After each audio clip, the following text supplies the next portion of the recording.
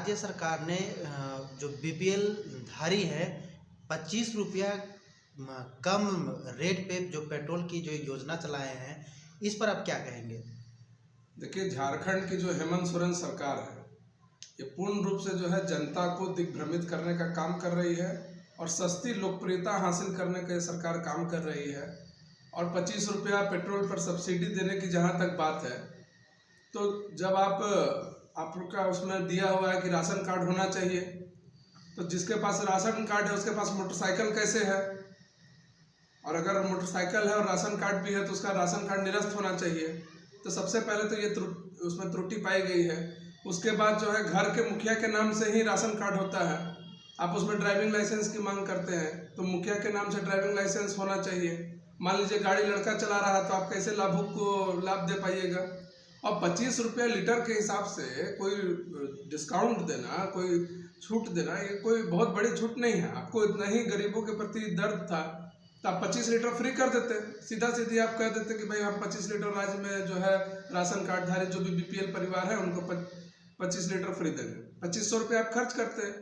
अगर आप मान लीजिए कि कोई ग्रामीण 10 लीटर लेता है महीना में तो 250 रुपया हुआ, तो 250 रुपया दे करके आप आदिवासी को खरीद नहीं सकते, ना आदिवासी का वोट बैंक को खरीद सकते हैं।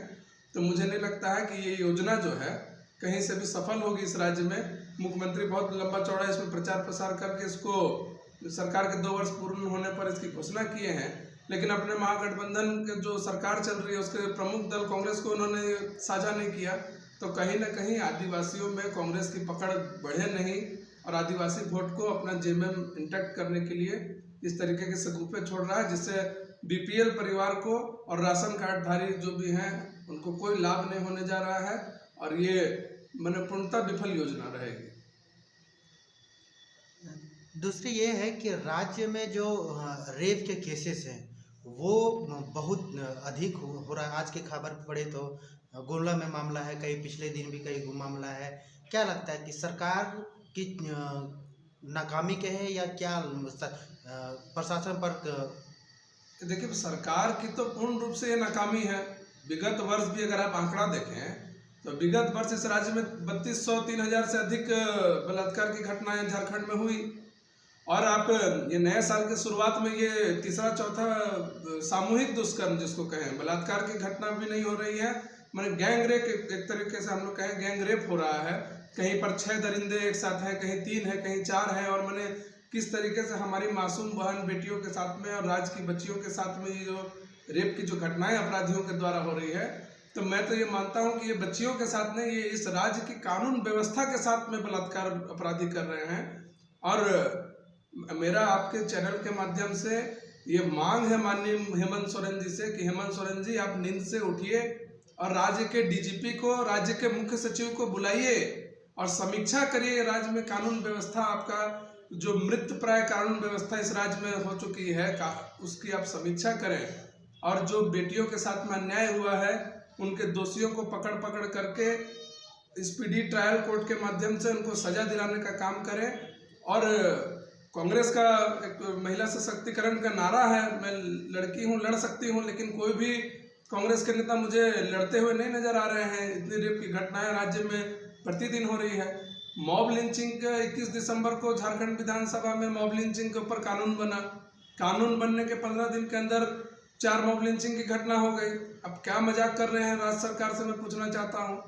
ये तो अगर मॉब लिंचिंग की घटना हो रही है, विधेयक पारित हो गया कानून बनाने के लिए, आपने पारित कर दिया विधानसभा से, उसके बाद अगर मॉब लिंचिंग की लगातार घटनाएं हो रही हैं, सिमडेगा में 2 घटनाएं हुई, उसके बाद में मेरे ख्याल से संथाल के साइड पे भी 1 आध घटनाएं हुई है, तो ये तो खुलेआम जो है कानून व्यवस्था को चुनौती देने के बराबर है। तो मुझे लगता है कि इस राज्य में कानून व्यवस्था मृतप्राय हो चुकी है और हेमंत सोरेन को चीफ सेक्रेटरी और डीजीपी को बुला करके राज्य के कानून व्यवस्था की समीक्षा अविलंब करनी चाहिए, नहीं तो स्थिति बद से बदतर होती जाएगी। और विशेषकर इस राज्य में जो है, जो हम लोग देख रहे हैं जब से हेमंत सोरेन की सरकार बनी है, आदिवासी बच्चियों के साथ में ही, आदिवासी समुदाय के लोगों के साथ में ही, आदिवासी महिलाओं के साथ में ही ज़्यादातर घटनाएं घट रही है। ये बेहद चिंताजनक है। इसी से जुड़ा एक और सवाल है कि पिछले दिनों प्रशासन की जो जिसे निलंबित किया गया था वो आत्महत्या किए हुए हैं, परिवार के तो कई आरोप है, इस पर क्या कुछ? देखिए, लालजी यादव की जो घटना घटी है वहाँ पलामू के नवा बाजार थाना प्रभारी ने जिस संदेहास्पद स्थिति में उनकी लाश मिली है और वो भी थाने के अंदर, ये निश्चित रूप से जिला के एसपी के ऊपर ये पूरी जिम्मेदारी जाती है कि इसका वो सटीक जवाब दे। और उनके परिजनों ने आप देखे होंगे कि इसमें जो है ग्रामीण आक्रोशित थे। स्थानीय लोगों ने एसपी के विरुद्ध में नारेबाजी की थी, पुलिस अधीक्षक के विरुद्ध में उनका घेराव किया था। एसपी ने जो है परिजनों पर लाठीचार्ज भी की, मैंने संवेदना व्यक्त करने की जगह लाठीचार्ज परिजनों पर किया गया। और हमने भी ट्वीट कर झारखंड के डीजीपी नीरज सिन्हा से मैंने मांग किया था ट्वीट करके कि आप जो है पोस्टमार्टम की रिपोर्ट से उनके परिजन संतुष्ट नहीं है, इसलिए जो है राज्य में आप जो है पोस्टमार्टम दोबारा कराएं, एक मेडिकल बोर्ड का गठन करके दोबारा पोस्टमार्टम कराने का काम करें। लेकिन डीजीपी ने इस पर कोई कार्रवाई नहीं की, रांची के डीसी ने इस पर कोई कार्रवाई नहीं की। कोई तरह का रांची डीसी से लोग कहते रह गए कि भाई परमिशन आप दीजिए, लेकिन उन्होंने जो है दोबारा पोस्टमार्टम के लिए परमिशन नहीं दिया और लाश के साथ में भी जो है फेंका फेंकी करने लगे, अपनी जिम्मेदारियों से लोग भागते रहे। और डीटीओ और लालजी यादव और एसपी तीनों के कॉल के सीडीआर को निकालना चाहिए। और ये जांच आज अखबारों में मैंने पढ़ा कि सीआईडी को ये जांच गया है, तो मैं सीआईडी नहीं, हम लोग जनता दल यूनाइटेड की ओर से मांग करते हैं कि ये जांच जो है सीबीआई को जाना चाहिए। कि जब राज्य में जो है पुलिस वाले ही आत्महत्या करेंगे, पुलिस वाले ही असुरक्षित रहेंगे। आप देखें कि गोइलकेरा में किस तरीके से विधायक के 2 अंगरक्षक की हत्या कर दी गला रेत करके। तो जब पुलिस वाले कोई आत्महत्या करेगा, किसी की हत्या कर दी जाएगी, जब पुलिस असुरक्षित रहेगी तो आम जनता के इस राज्य में क्या होगा, इससे आप अंदाजा लगा सकते हैं। तो लालजी यादव के प्रकरण में निश्चित रूप से हम लोग सीबीआई जांच की मांग करते हैं और इसके लिए हम लोग को जो करना होगा हम लोग पार्टी की ओर से करेंगे। कोरोना की वजह से पूरा शिक्षण संस्थान बंद है, बच्चे कहीं ना कहीं एक जो माहौल मिलना चाहिए वो नहीं मिल पा रहा है। क्या लगता है कि शिक्षा फिर से स्कूल कॉलेज चालू करना चाहिए? देखिए, यूँ तो जो हमारे बच्चे हैं, जो हमारे छात्र हैं, जो कॉलेज में पढ़ते हैं, स्कूल में पढ़ते हैं, उनकी जान के प्रति हम पूरी संवेदना रखते हैं और उनका पूरा हम ख्याल रखते हैं। लेकिन बावजूद जब आप राज्य में रैलियाँ, दिन में आप रैली कर रहे हो और आप एक तरफ रैली करते हो, एक तरफ आप स्कूल बंद कर दे रहे हो, ये कौन सी दोहरी नीति पर आप काम कर रहे हो, मुझे समझ में नहीं आ रहा है। हेमंत सरकार के बारे में आप ऑनलाइन पढ़ाई की बात करते हैं, ऑनलाइन पढ़ाई आप कहते हैं कि 39 लाख बच्चों को हमने शिक्षित कर दिया, जबकि 12 लाख बच्चों के ही पास में मोबाइल फोन है। तो आप कौन से राज्य का आंकड़ा ला करके पेश कर रहे हैं, मुझे नहीं पता। और सबसे बड़ी बात है कि 90%, अभी हम लोगों ने एक प्रेस वार्ता भी की थी 1 सप्ताह पहले कि भाई 90% ग्रामीण क्षेत्रों के जो छात्र हैं उनके पास में मोबाइल की व्यवस्था नहीं है। तो जब मोबाइल की व्यवस्था नहीं है तो आप कैसे शिक्षित कर रहे हैं? और जिनके पास मोबाइल की व्यवस्था है भी तो उस ग्रामीण सुदूर इलाकों में कई बार जो है अधिकांश समय नेटवर्क की समस्या रहती है, तो इसके कारण उनकी पढ़ाई जो है बाधित हो रही है। तो सरकार को इसकी वैकल्पिक व्यवस्था या तो सरकार करे या तो सबको जो है स्मार्टफोन उपलब्ध कराए। इसलिए हम लोग जो है कोरोना काल में भी ये मांग करते हैं कि आपके जो टीचर हैं 10 करके, 20 करके, 25 करके खुले जगहों में, स्कूल में बड़े बड़े मैदान हैं, बड़े बड़े क्लासरूम हैं, जब आप 50% क्षमता के साथ में जो है मॉल को चालू कर सकते हैं तो 50% क्षमता रोटेशन बेसिस पर स्कूल में विद्यार्थियों की पढ़ाई भी की जा सकती है।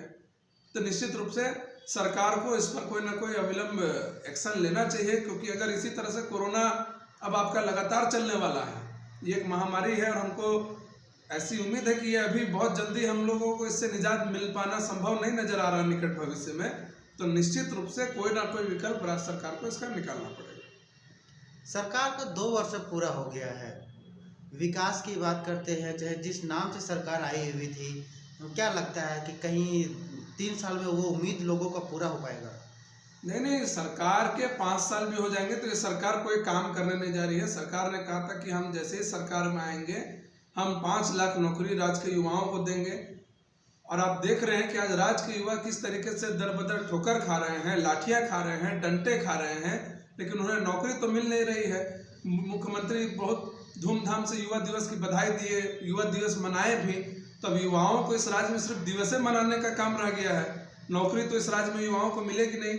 और जिस तरीके से अपनी मांग पर बैठने वाले छात्रों को जो है रातों रात उठा करके गुप्त जगह में शिफ्ट कर दिया जाता है। उनकी मांग के समर्थन में उतरे विभिन्न राजनीतिक दल के कार्यकर्ताओं, नेताओं, इवन की विधायक, सांसदों की पिटाई जिस तरीके से की जाती है।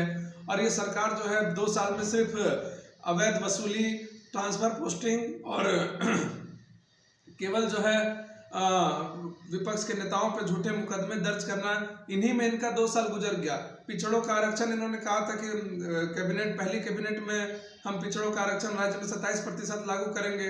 कांग्रेस भी जो है दोहरा चरित्र वाली बात करती है।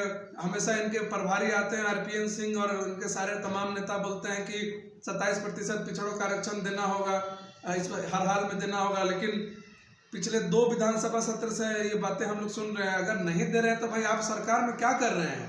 आप अगर 27% अपने घोषणा पत्र पे रखे थे तो आपको तो सरकार से अलग हो जाना चाहिए। तो मैं कांग्रेस के नेताओं से ये मांग करूंगा कि राजेश ठाकुर जी से मांग करूंगा, आरपीएन सिंह से मांग करूंगा कि जो है अविलंब सरकार से अलग हो जाए पिछड़ों के नाम पर, ताकि जो है राज्य के जो पिछड़ा है उनको आपके प्रति जो है विश्वास जगे कि हाँ कांग्रेस पार्टी हमारी हमदर्द है। और 27% आरक्षण के लिए केवल बोलने से काम नहीं चलेगा, उसके लिए जो है मुख्यमंत्री से समर्थन वापसी की भी आपको घोषणा करनी पड़ेगी। एक अल्टीमेटम देना पड़ेगा कि अगर 1 महीने के अंदर अगर आप नहीं करते, जैसे अजमित महतो ने घोषणा की कि अगर सरकार नियोजन नीति नहीं बनाती है तो हम जो है 1 महीने के अंदर पार्टी से इस्तीफा दे देंगे। उसी तरह कांग्रेस पार्टी को भी करना पड़ेगा। और नहीं तो यहाँ राज्य में जो है पिछड़ा केवल वोट बैंक के लिए इस्तेमाल किए जाएंगे और पिछड़ों का कोई भी आरक्षण बढ़ने नहीं जा रहा। जब राज्य में सारी नियुक्ति हो जाएगी तो फिर पिछड़े क्या करेंगे? सिर्फ कागज लेकर के घूमेंगे। तो मुझे लगता है कि हेमंत सोरेन को संवेदनापूर्वक और सहानुभूतिपूर्वक विचार करते हुए और जनवरी माह के अंदर ही पिछड़ों का आरक्षण को बढ़ा करके लागू करना चाहिए। और हम लोग 27 नहीं, जनता दल यूनाइटेड बिहार की तर्ज पर 34% मांग करती है कि 34% यहाँ पर झारखंड में भी पिछड़ों को आरक्षण मिलना चाहिए। सागर कुमार, जेडीयू नेता।